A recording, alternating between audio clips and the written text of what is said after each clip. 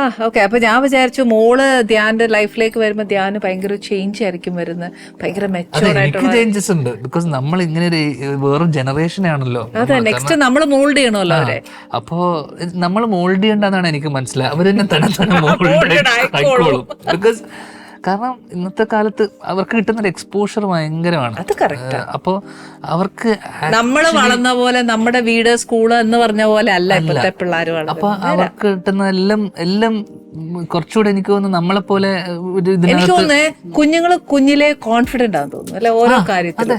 അതുകൊണ്ടാ ഡെഫിനറ്റ്ലി നമുക്ക് അത്രയും കോൺഫിഡൻസ് ഇല്ലായിരുന്നു ഇല്ല, നമ്മൾ ഇല്ല, വളർന്നപ്പോഴത്തേന്. അപ്പനെ അമ്മയും നമുക്കൊരു ഡിപ്പെൻഡഡ് dependent ആയിരുന്നു. ഇതിപ്പോ അവർക്ക് ഡിപ്പെൻഡഡ് അല്ല, അവർ ഇൻഡിപെൻഡന്റ് ആയിട്ട് വളരാനും. ചെറിയ പ്രായത്തിൽ തന്നെ ഇൻഡിപെൻഡന്റ് ആവാൻ ആഗ്രഹിക്കുന്നു. അപ്പൊ അവർ അത്രയും ബോൾഡ് ആയിരിക്കും വരുമ്പോ അല്ലെ, വലുതാവുമ്പോ. പിന്നെ ഈ എന്താ പറയാ സിറ്റുവേഷനും എല്ലാം കണ്ടല്ലേ അവര് വളരുന്നേ. പിന്നെ പുള്ളിക്കാരിയുടെ കാര്യങ്ങൾ എഴുന്നേറ്റ് രാവിലത്തെ കാര്യങ്ങൾ ഒറ്റയ്ക്ക് ചെയ്യും. അപ്പൊ നമുക്ക് ചിലവരുടെ സ്വഭാവം റെസ്പോൺസിബിൾ. എക്സാക്ട്ലി അത് എനിക്ക് ഫീൽ ചെയ്തു. അപ്പൊ പിന്നെ എനിക്ക് അധികം ഉപദേശം വേണ്ടി കൊച്ചു നന്നായി വന്നോണ്ടിരിക്കുക. എന്നെ ഉപദേശിക്കാറുണ്ട്. ആ കൊച്ചിന് അടുക്കും ചിട്ടയും കാര്യങ്ങളും ഒക്കെ ഉണ്ട്. ഇതിലോട്ട് അച്ഛനും കൂടെ ഒന്ന് വന്നൂടെന്നായിരിക്കും ചിലപ്പോ കൊച്ചു ചോദിക്കുന്നത്. ഞാനൊരു ചെരുപ്പിട്ടൊരു വീട്ടിനകത്തോട്ട് കയറുമ്പോൾ എന്നോട് പെട്ടെന്ന് പറയും, ആ ചെരുപ്പിട്ടിട്ട് അകത്തോട്ട് കയറരുത്, റിമൂവ് ചപ്പൽ എന്നൊക്കെ വന്നിട്ട് പറയും. അപ്പൊ അത്ര പോലും മിക്കവാറും മോള് അച്ഛനെ നന്നാക്കുന്ന ലക്ഷണങ്ങൾ മൊത്തം കാണുന്നുണ്ട്.